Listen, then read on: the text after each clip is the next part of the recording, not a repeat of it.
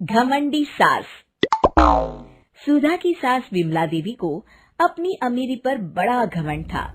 साथ ही वो लोगों को नीचा दिखाने का कोई भी मौका नहीं चुकती थी।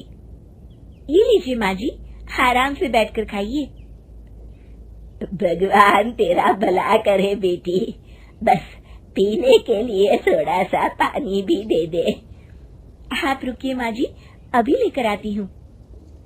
अरे पानी ही क्यों, पूरा घर उठाकर दे दे इस भिखारन को। माँ जी, आप कैसी बातें कर रही हैं? ये बेचारी बूढ़े होने के साथ साथ अपाहिज भी है। ऐसे असहाय लोगों की तो हमें हमेशा मदद करनी चाहिए। अरे बहू, मुझे मत सिखा, तुझसे ज्यादा दुनिया देख कर बैठी हूँ। अरे इस शहर में इसके जैसे लूले लंगड़े और भीख मंगों की कमी नहीं है। अगर मैं तेरी तरह रोज इन सबको मुफ्त में खिलाने बैठ गई ना, तो मेरा तो दिवाला निकल जाएगा। क्या माँ जी, आप कैसी बातें कर रही हैं? ए बहू, एक बात मेरी कान खोल कर सुन ले। तेरे बाप के यहाँ मुफ्त में राशन आता होगा, मेरे यहाँ नहीं। और तू बुढ़िया क्या खड़ी खड़ी सुन रही है? भाग यहाँ से। सुधा, अंदर चल बहू। विमला देवी अपनी बहू सुधा को लेकर अंदर चली जाती हैं। कुछ दिनों के बाद, नमस्ते भाभी जी, कैसी हैं आप? अरे नमस्ते मोहनलाल, आज मेरे घर कैसे आना हुआ, और वो भी इतने सालों के बाद। भाभी जी, मेरे छोटे बेटे हरीश की अगले महीने शादी है, उसी का न्योता देने आया हूँ। ये लीजिए शादी का कार्ड।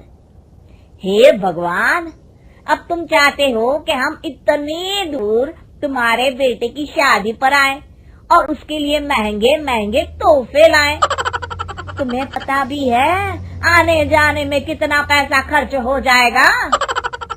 अरे भाभी, भला अपने रिश्तेदारों से कोई ऐसी बातें करता है क्या?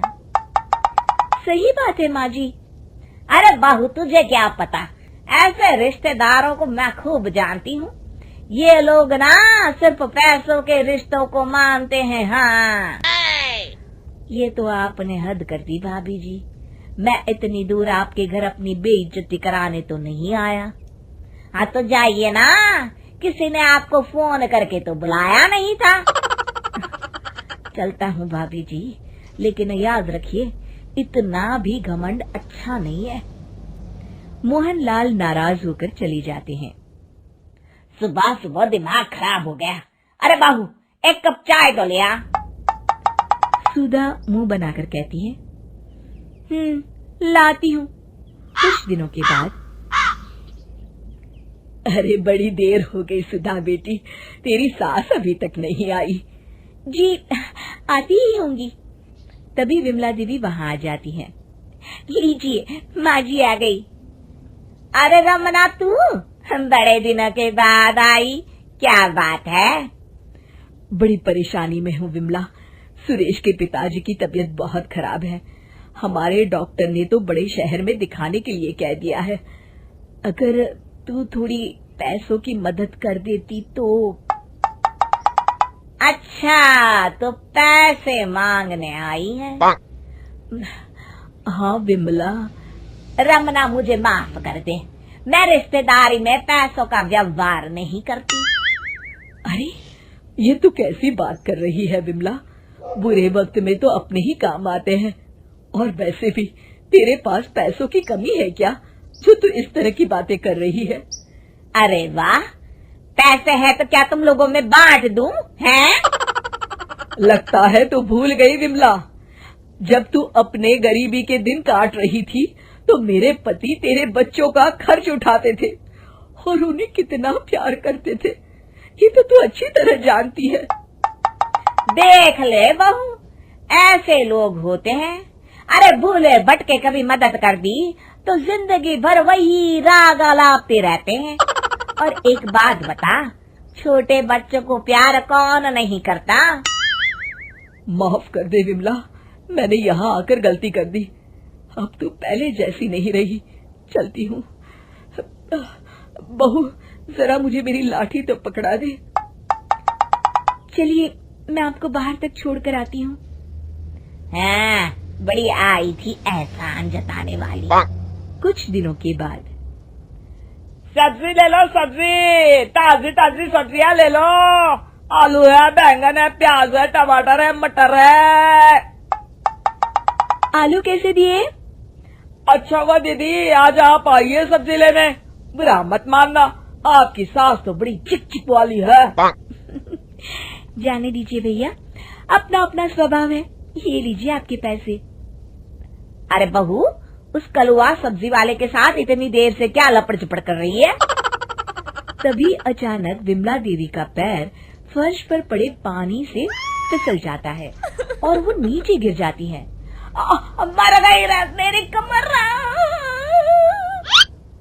सुधा किसी तरह अपनी सास को उठाकर घर में ले आती है। चेकअप करने के बाद डॉक्टर उन्हें पूरी तरह बिस्तर पर आराम करने की सलाह देकर चले जाते हैं। अरे बहू, अब तो लगता है मैं किसी काम की नहीं रह गई। अरे माँ जी, आप बेकार में चिंता कर रही हैं। कुछ दिन में आप पूरी तरह ठीक हो जाएंगी। इस तरह कई दिन बीत जाते हैं। सुधा दिन रात अपनी सास की सेवा में लगी रहती थी, लेकिन विमला देवी को ये बात मन में खटकती थी कि उसकी जान पहचान का या कोई भी रिश्तेदार उसका हालचाल भी पूछने तक नहीं आया। अरे क्या जमाना आ गया है। आजकल के लोग तो इतने मतलबी हो गए हैं कि किसी के जीने मरने से किसी को कोई फर्क नहीं पड़ता। क्या हुआ भाग्यवान, अकेले अकेले क्या बड़बड़ा रही हो? अरे क्या बताऊं जी, जब से मेरी कमर टूटी है, कम वक्त एक काला कुत्ता भी मेरा हाल चाल पूछने नहीं आया।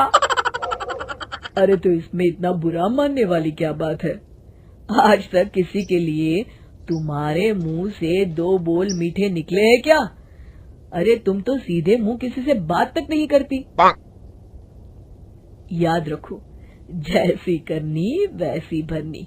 हम जैसा बर्ताव दूसरों के साथ करते हैं, वैसा ही बर्ताव लोग हमारे साथ भी करते हैं, और मुसीबत के वक्त कोई साथ नहीं देता। अच्छा, मैं कुछ काम से बाहर जा रहा हूँ, ध्यान रखना अपना। भंवरलाल के जाने के बाद उनकी कही हुई बातें विमला देवी के जहन में घूमने लगती हैं। आंखों से अफसोस के आंसू बहाते हुए विमला देवी दरवाजे की ओर टकटकी लगाए अपने बिस्तर में खामोश लेटी रहती हैं। शिक्षा, जैसा हमारा बर्ताव होता है वैसा ही सामने वाले का भी बर्ताव होता है।